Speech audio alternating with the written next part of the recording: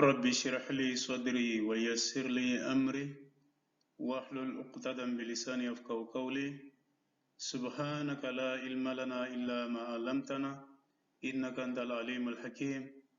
اللهم انفعنا بما ينفعنا وزدنا علما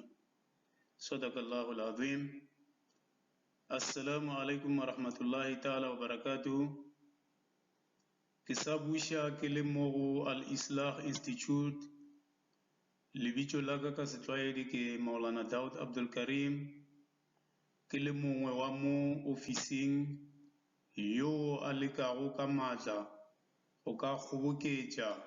melaetša ya Islamu ka leleme la Sepedi. Ka ge re tseba gore lekgono re na le tlhobaboroko e kgolo ka mo mmušong wa rena wa South Africa. Ke tla rata gore ke nyetlelane le lena tše dingwe tša dintwa le dikgaruru tšeo di tlišago ke nngwe e lego ka gare ga malwetši a dipelo tša rena. Polelo ya lekgono ya letšatši ke ya gore ke tle ke le rute gore boemo bo boleng gona lekgono mo South Africa ge go e tla le topiki ya rena. Lekgono ke rata gore ke le tlhalosetše ka sejatlhapi ba re when one becomes angry, ka Sepedi go ra gore ge pefelo e go etela maikutlong a gago, ke eng se se botse seo o ka se dirago go thibela kotsi ya pefelo.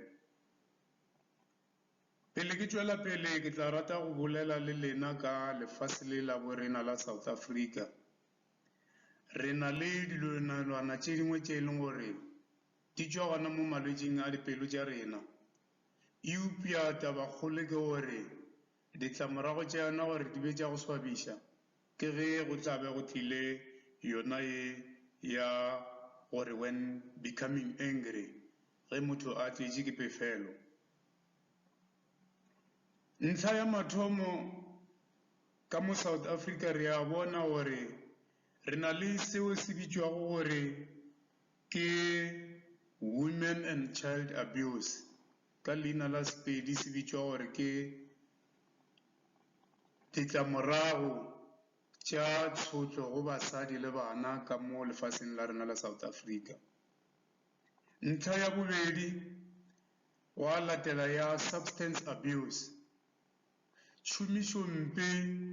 ya ditagi go swana le diritibatsi, mešwang ya matuba le mabelega e le go bona bjala. Bjalong ke sa tšhabele polelo ya lekgono ya letšatši ya ge motho a befetšwe. Re tla tseba gore sa mathomo mo go pefelo ke ye nngwe ya ditlhabane tšeo Satane a di šomišago go fokotša batho mo lefaseng le go bakelana bonaba bo bogolo mo lefaseng. Moo o hwetšago e le gore sebopua se ba rego ke motho se kgona le go ka tšea bophelo ba o mongwe wa dibopua tšeo di bitšwa gore ke batho, mo e le gore feleletšago e ba le crime, e le go yona taba e mpe ya gore motho o bolaile o mongwe. Moprofeta Muhammad sallallahu alaihi wasallam khutšo ya Modimo e be le yena o re nyetletše gannyane ka gore ruta ka gore ge motho a befetšwe o swanetše a direng. Ka ge re bona gore mo South Africa le mafase ohle ge motho a befetšwe o feleletša a itšeela boithatelo,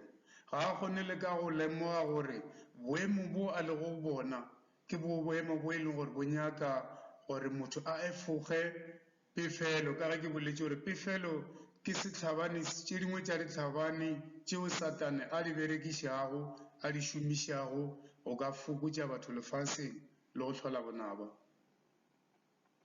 Moprofeta Muhammad sallallahu alaihi wasallam mo one of the hadith, go engwe ya di-hadith tša gagwe, ke tla no e tlhalosa ka leleme la Sepedi, o re botša gore ga go motho yo maatla yo a ka go swana le batho ba dirago se bitšwa gore ke wrestling, mosako o e leng gore ke phenkgišano ya gore batho ba kgona gore ba lekane maatla ka go išetšana fase. Le nako tšela tša kgale before re tseba yona wrestling ye, ma-Afrika le mafase ka moka lefase ne ba šomiša papadi ya go latlhelana fase e le ge ba eteka maatla e le papadi ya mosako. Jwale moprofeta Muhammad sallallahu alaihi wasallam khutšo ya Modimo be le yena o tloga a re go ruta le gore ga go ne motho yo a nago le maatla mo lefaseng, ene maatla a se ge motho a kgona go tšea o mongwe a mo latlhela fase. Maatla ke ge mang le mang wa ka rego a befetšwe a kgona go te gatelela go pefelo ya gagwe, a di kokobetša go ba go fitlhela pefelo ya gagwe e dirang e fitlha boemong ba go kobala. Motho yo o tshwanang le yo Prophet Muhammad sallallahu alaihi wasallam khutšo ya Modimo be le yena o re yo bjalo ke yo e leng gore o na le maatla. A re lebeleleng thuto ya Islam gore e re rutang mo go tšeo tše latelago. Ge motho a šetše a tlela ke pefelo, o ka efoga bjang pefelo o le Muslim? Ntlha ya mathomo, motho ga a tletše ke pefelo o swanetše a kgopele tšhireletšo go Ramasedi, e lego ka Arabic se re se balago gore motho o swanetše a re ka se Arabu a'udhu billahi minash shaitanir rajim, ka Sepedi ra gore ke kgopela ore ke tsoma tšhireletšo ya Modimo kgatlanong le Satane yena molatlhegi. Ntlha ya bobedi ye motho a ka e dirago ge a befetšwe, moprofeta Muhammad sallallahu alaihi wasallam khutšo e be le yena o re enwa meetse kudu ao a tonyago gobane a dira maswafo ao a kukegilego moyeng. Go befetše kudu o khumana le gore Prophet Muhammad sallallahu alaihi wasallam o re enwa meetse ke nngwe ya the remedy tša go kgona go efoša motho ga le seemong sa pefelo. Ntlha ye nngwe ke gore ge o le pefelong, ge o eme o re laela gore dula fase, gobane nako ya pefelo o eme o ka ba go arabišana le motho, e re ge o bona o ka re karabišano tša lena a di kgotlhagantšhe taba ya gore le feleletše le tšwelela ke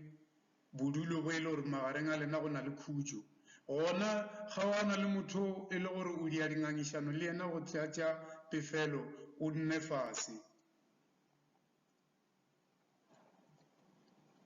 Ntlha ye nngwe, ge o befetše o dutše fase, moprofeta Muhammad sallallahu alaihi wasallam a buša a re gona robala, o kgethe lefelo le le gore o ka robala wa di khutša gannyane, gobane di-action tše ka moka ga tšona o tlabego o di dira tša go nwa metsi, tša go bala ta'awud a'udhu billahi minash shaitanir rajim le go robala,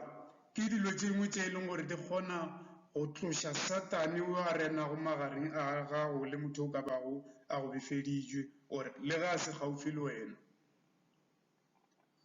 Ntlha e nngwe gape, Prophet Muhammad sallallahu alaihi wasallam khutšo ya morena e be le yena o re e palele tše dingwe tša di-durud sharif ka Arabic, go ra gore roriša moprofeta wa gago go no swana le gore Allahumma salli ala Muhammad wa ala ali Muhammad kama sallaita ala Ibrahim wa ala ali Ibrahim innaka hamidun majid. Ke yona ya di-durud sharif go di bala kgafetša le kgafetša tša go roriša baprofeta ba morena, le yona e feleletša e tloša Satane mo pefelong ya gago. E nngwe o re o swanetše o direng, o hlape tše ngwe tša ditho tša mmele e le go yona al-wudu. Wudu le yona ke nngwe ya the remedy, ditlhašana tšeo e le gore di kgona go tloša pefelo ya motho. Ene wudu ge re ka e lebelela re ka khumana le gore le yona e ya re tšhireletša. Mohlala nka no fa tše dingwe tša wudu go o feditše go e dira gore o tshware le thapelo, o se kwa hlapa fela o tshware le thapelo ya 2 rakats ya go no kgopela modirena tšhireletšo. Ye nngwe ya mafelelo nka lefa story sa barwa ba Adama le go Kaine le Abele gore ba fitlhelele boemong ba ba le go bona go bile ba batlišetša pefelo ditlamorago tša yona di tliša lehu ge motho a befetše kudu a lebjane le motho ba arabišana ba bonana jwalo ka manaba ke ka moo ke rego pefelo ke nngwe ya ditlhabane tšeo Satane a di berekišago go fetša batho mo lefaseng le go hlola moya e mebe ya letloyo re e bone le ka barwa ba Adama e le go Kaine le Abele jwalo ke kgotsofetše gore ke le rutile thuto ya gore ge rena ma-Muslim re le pefelong remedy ya rena ke eng ya go efoga pefelo wa akhiru da'wana alhamdulillahi rabbil alamin